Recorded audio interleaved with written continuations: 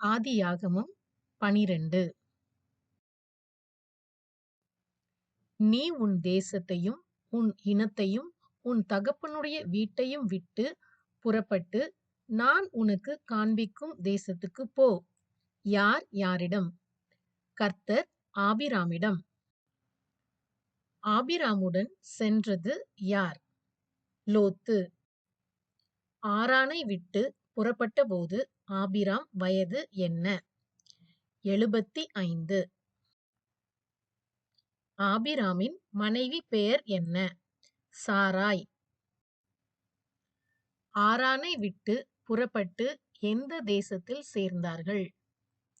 கானான். ஆபிராம் போட்ட கூடாரத்திற்கு மேற்காகவும் கிழக்காகவும் இருந்தது என்ன? பெத்தேல் மேற்காகவும் ஆயி கிழக்காகவும் இருந்தது.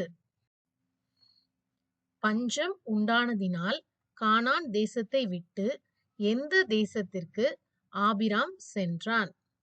எகிப்து. நீ உன்னை என் சகோதரி என்று சொல். யார் யாரிடம்?